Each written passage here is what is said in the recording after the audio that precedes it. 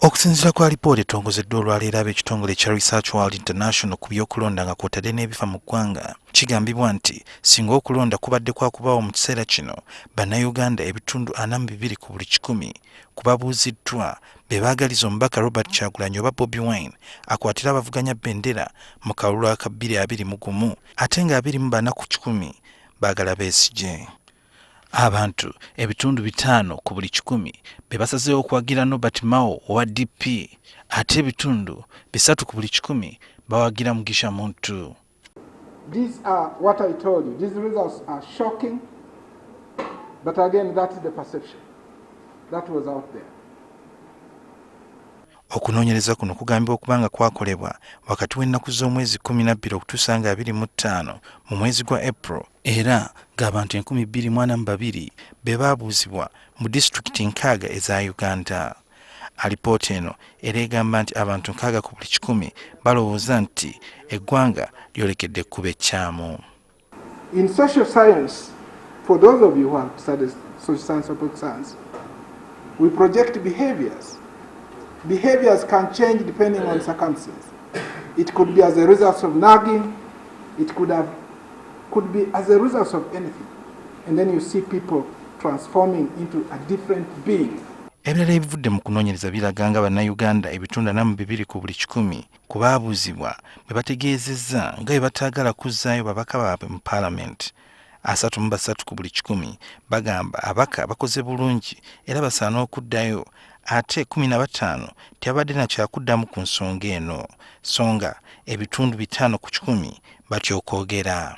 Okunoonyereza kuno kugamba bannayuganda 65 ku buli 100 ku baabuuzibwa bagamba kyali kikyamu okuggyako mu ku myaka gya Pulezidenti, 28 ku baabuuzibwa bagamba tekyaliko obuzibu bwonna, 4 ku buli 100 tebadde na kyakuddamu, ate nga 3 ku baabuuzibwa batyo okwogera. Okutwaliza awamu okunoonyereza kulaga nga bannayuganda 85 ku buli 100 bwe bali abeetegefu okwetaba mu kalulu akajja, 9 ku buli 100 ku baabuuzibwa si beetegefu, so nga 8 ku buli 100 batidde okubaako ne bye boogera. Bo abakulu okuva mu bibiina ebyenjawulo basambaze ebivudde mu kunoonyereza kuno. Bwe buzibu bw'okukola opinion poll ku by'okulonda nga tebinnatuuka, ne bakandidate oba tebamanyi.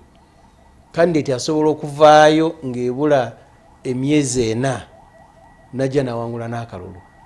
Kati gwe bw'ogamba nti okoze opinion poll ku by'okulonda nga tomanyi bagenda kwesimbawo n'abantu tebabamanyi, teriyo na lukalala gye luli, ebeera mboozi. Every time there are political activities, they come up with such unprecedented research findings, which is so unfortunate.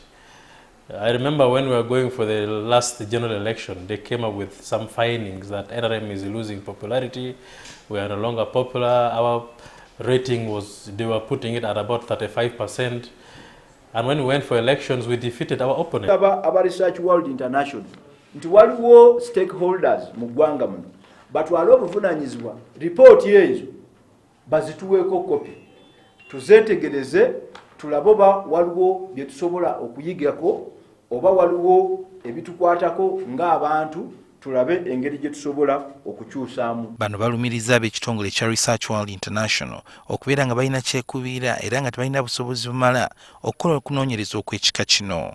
It's not professional, it's very shallow, it's not credible, and NRM party will not take it. Ni opinion polls mu Uganda ne mu nsi eziringa Uganda nzibu nnyo kola.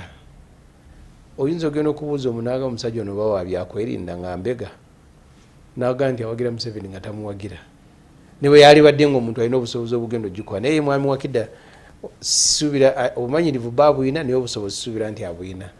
Kuno si kwe kunoonyereza okusoosa okukolebwa aba Research World International nga Uganda eyolekera akalulu. Suhel Mugabi, NTV, Akawungeezi.